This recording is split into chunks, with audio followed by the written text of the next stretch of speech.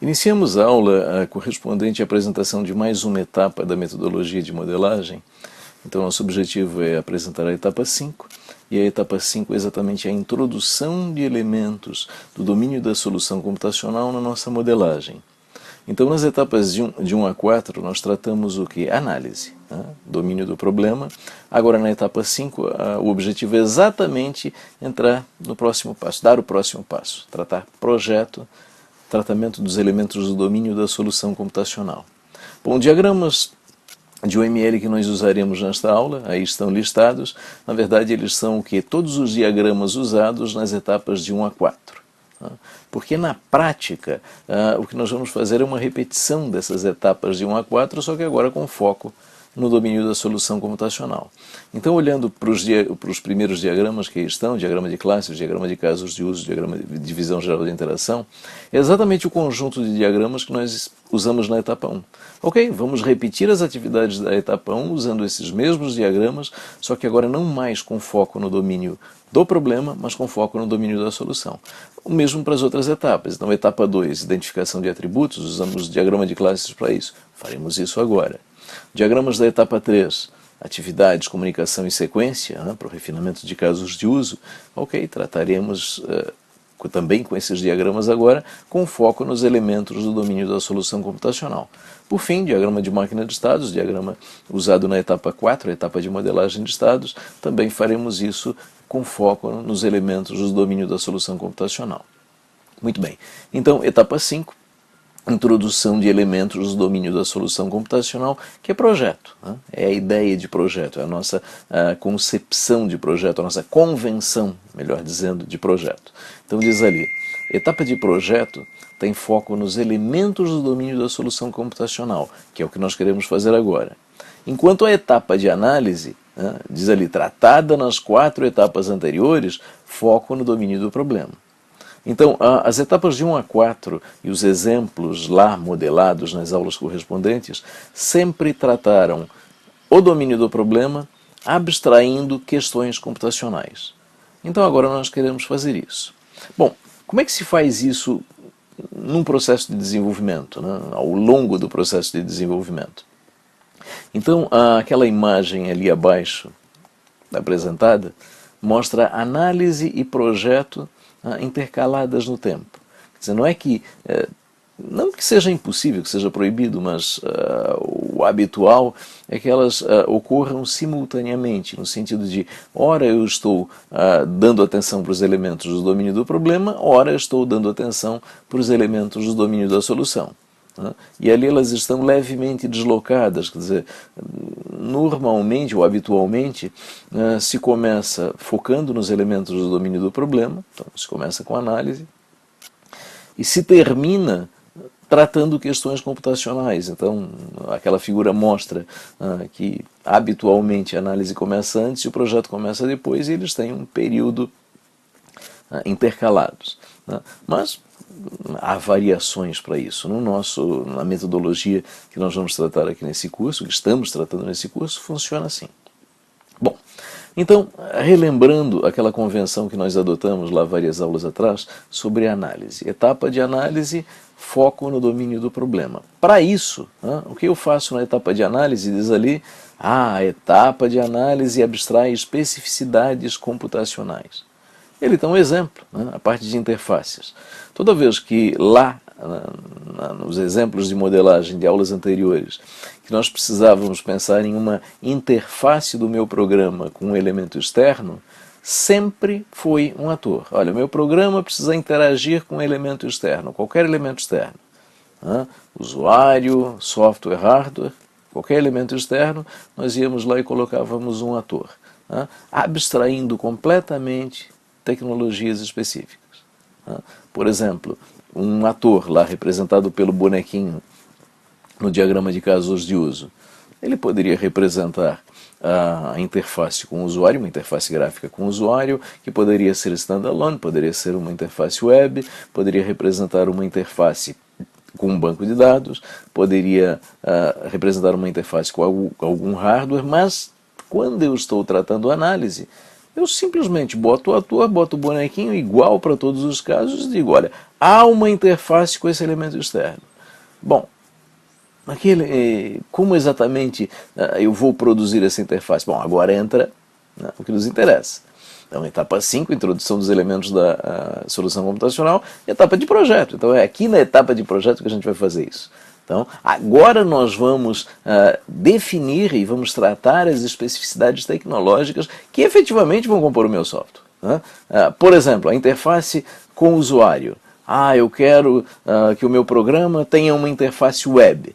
Ok, que tecnologia, que solução tecnológica eu vou precisar para fazer isso? Não, eu quero uma interface standalone. E aí? Então eu tenho que ver quais são as opções tecnológicas disponíveis e definir qual que eu vou usar no meu programa.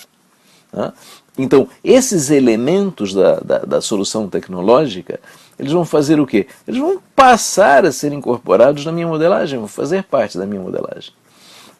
Então, às vezes uma situação que a gente vê o pessoal fazer e é errado, o cara vai lá e faz a modelagem do domínio do problema, bacana, e aí na hora que entra a solução computacional, o cara não bota isso na modelagem. Poxa, por exemplo, na parte 2 da aula, nós vamos fazer, um dos exemplos que nós vamos tratar, vai ser uma interface gráfica baseada em Java Swing. Muito bem, Swing tem lá um conjunto de classes. Se essas classes farão parte do meu programa, essas classes terão que fazer parte da minha modelagem. Muito bem. E aqui entra uma advertência, uma preocupação. Diz ali, preocupação em manter baixo acoplamento. Isso significa o quê? Diz ali, minimizar referências dos elementos do domínio do problema para os elementos do domínio da solução computacional e vice-versa. Significa o quê? Vejam, vamos pensar no exemplo Swing. Eu vou usar classes do Swing para construir a minha interface gráfica com o usuário. Bom, esses elementos do Swing, eu vou criar elementos, sei lá, reusar JDialog, JFrame, JButton e por aí vai. E obviamente eu tenho as minhas classes do domínio do problema que eu tratei nas 4 etapas anteriores. Então, quando eu introduzir as classes do Swing junto com as classes do domínio do problema, que eu já identifiquei antes, eu não quero que as subclasses do Swing que eu crie fiquem apontando várias classes do domínio do problema. Muito menos quero que as classes do domínio do problema fiquem apontando as várias classes do Swing. Por exemplo, fazer com que as classes do domínio do problema fiquem, todas elas possam ficar instanciando diálogos e apontando especificamente para a classe JDialog, quer dizer, isso não é bom. Isso não é bom. Então, elementos do domínio do problema e elementos do domínio da solução devem ser tratados como subsistemas diferentes, o mais independentes possível. Vou procurar o maior desacoplamento possível. Acoplamento é dependência, que é materializado em um elemento apontando o outro. Então eu vou minimizar as referências, minimizar a quantidade de apontamentos de um elemento apontando o outro. Muito bem, então como é que a gente faz o tratamento dos elementos do domínio da solução computacional? Bom, primeiro ponto é identificar as especificidades computacionais necessárias. O que eu preciso? Uma vez identificado, vou modelá-las como é feito, da mesma forma que eu fiz com os elementos do domínio do problema. Quer dizer, na prática, eu percorri as 4 primeiras etapas tratando os elementos do domínio do problema e agora nós estamos na 5ª etapa tratando o domínio da solução computacional. O que é a 5ª etapa? Na verdade, a 5ª etapa é a repetição das 4 primeiras etapas. Então, eu vou percorrer as 4 primeiras etapas, como eu fazia antes, com os elementos do domínio do problema, agora inserindo os elementos do domínio da solução computacional e, eventualmente, ou inevitavelmente, alterando aquela modelagem anterior em função da inserção desses elementos da solução computacional. Muito bem, então nós temos aí um diagrama de atividades que mostra a nossa rotina de modelagem. Quer dizer, lá em cima, a atividade de cima, modelagem do domínio do problema é análise. A atividade de baixo, modelagem do domínio da solução computacional, é projeto. Então observa que pelos fluxos de controle eu posso ficar sempre transitando entre um esforço e outro. Então essa é a ideia de análise e projeto serem intercaladas no tempo. Quer dizer, eu posso, num momento da modelagem, estar trabalhando sobre o domínio do problema e depois, num outro momento, focar a minha atenção sobre o domínio da solução computacional, tratar uma questão computacional específica, interface gráfica, persistência, alguma coisa assim, e depois voltar e ficar circulando entre uma e outra, quer dizer, passando de uma atividade para outra atividade, análise e projeto, isso ao longo do processo de desenvolvimento. Bom, e o que eu faço quando eu estou fazendo análise ou quando eu estou fazendo projeto? Eu percorro aquelas nossas 4 primeiras etapas, já vistas em aulas anteriores, só que com foco diferente. Ou focando no domínio do problema, ou focando no domínio da solução computacional. Mas observem, as etapas são as mesmas. Então, nessa figura, relembrando, começando lá em cima, etapa 1, modelagem estrutural e dinâmica em alto nível de abstração, classes, casos de uso. A etapa 2, logo abaixo, identificação de atributos, olhando para classes e olhando para casos de uso. A etapa 3, o refinamento dos casos de uso, então o detalhamento dos casos de uso voltado à identificação de métodos, com o diagrama de atividades, eventualmente com o diagrama de comunicação e com o diagrama de sequência. E finalmente a etapa 4 lá embaixo, modelagem de estados de classe, com o diagrama de máquina de estados. Então, ou eu vou fazer isso focando a minha atenção no domínio da solução, ou no domínio do problema. Domínio do problema, análise, domínio da solução computacional, projeto. Muito bem, então eu vou, como já disse, repetir as atividades das etapas. Então, por exemplo, atividades da etapa 1 aí colocado. Se eu focar no domínio da solução computacional, diz ali, identificação de novas classes que modelem especificidades computacionais, interface, persistência, etc. Então, no caso do exemplo da interface gráfica com o Swing, eu vou identificar novas classes, eu vou usar a classe JFrame, vou reusar a classe JFrame e vou criar uma subclasse da classe JFrame para produzir a minha janela gráfica.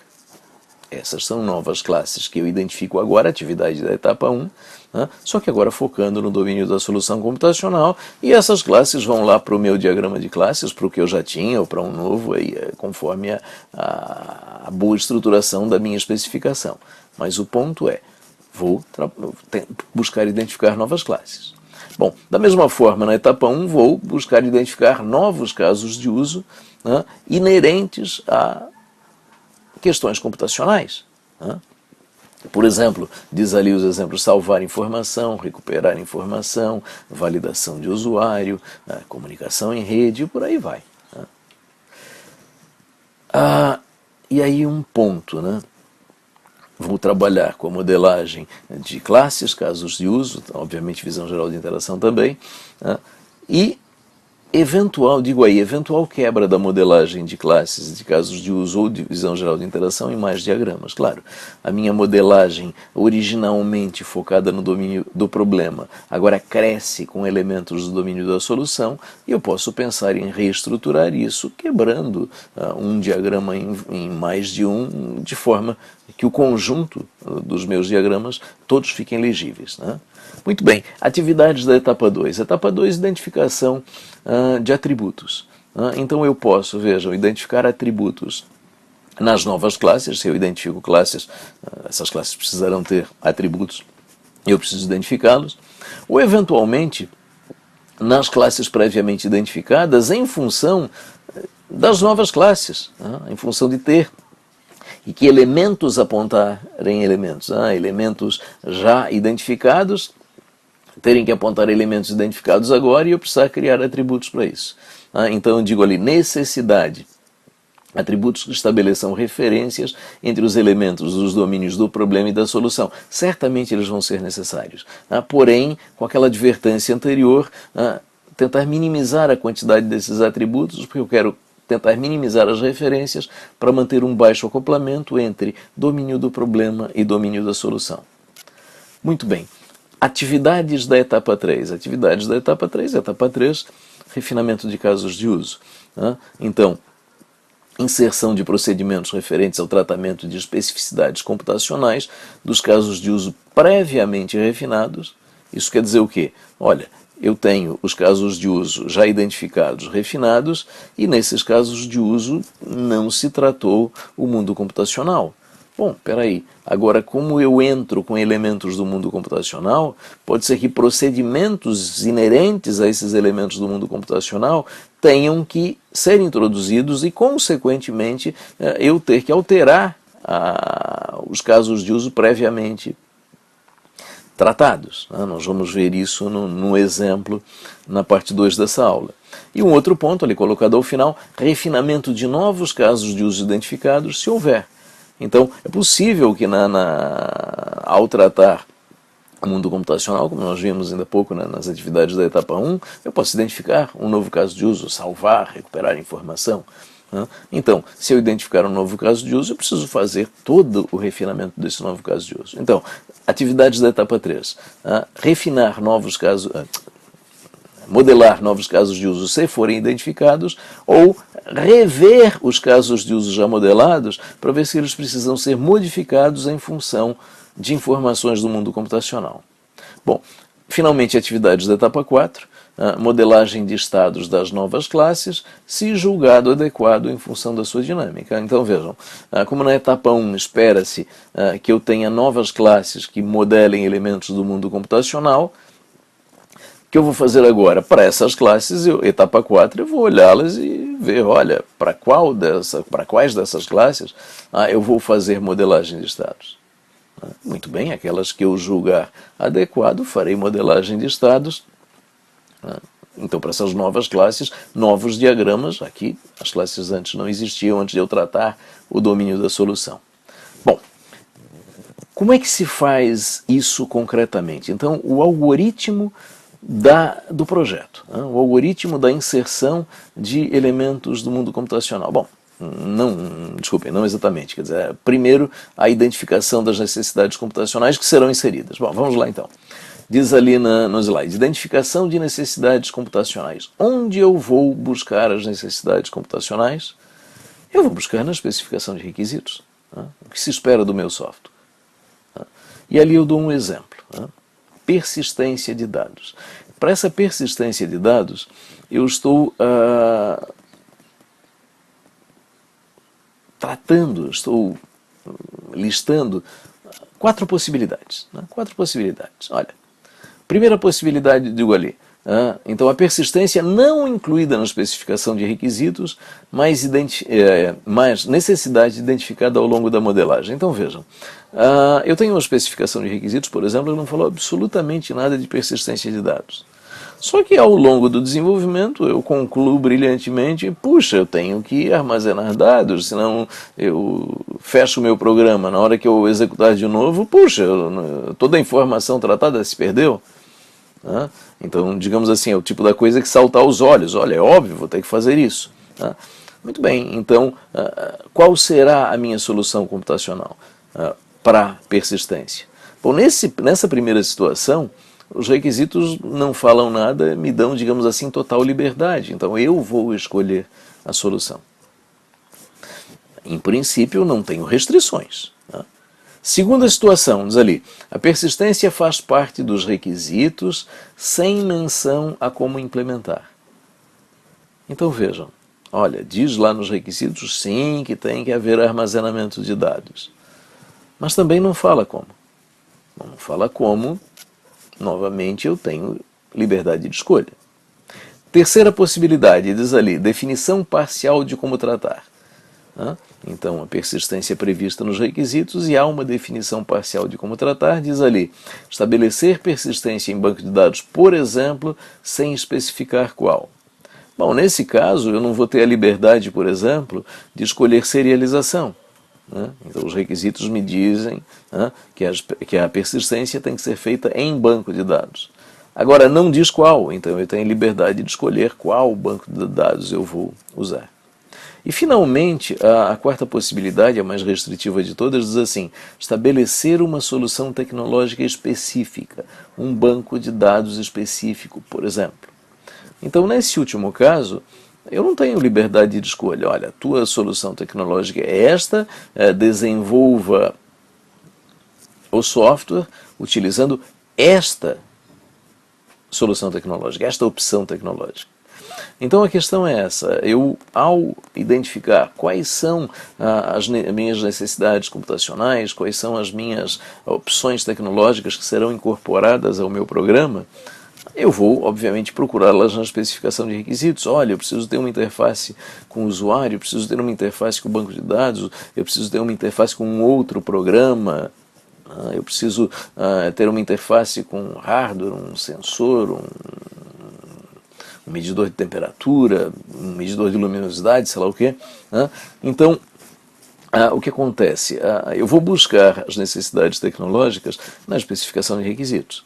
E a especificação de requisitos pode me dar liberdade de escolha de qual opção tecnológica